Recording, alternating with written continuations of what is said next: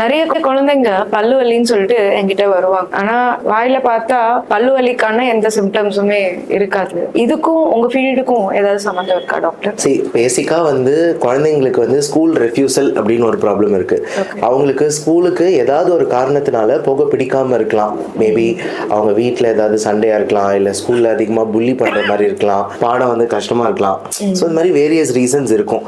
So குழந்தைங்க வந்து பார்த்தீங்கன்னாக்கா ஹெல்த் ரீசனை தான் வந்து ஃபர்ஸ்ட் ஆயுதமா எடுத்துப்பாங்க ஸ்கூல் போகாம இருக்கிறதுக்கு. இப்போ எனக்கு ஸ்கூல் போக பிடிக்கலன்னு சொன்னா இந்த அம்மா அப்பாவது விடுவோமா, 2 வாரம் விட்டுட்டு ஸ்கூல்ல கொண்டு போய் தரன்னு விட்டுருவோம்.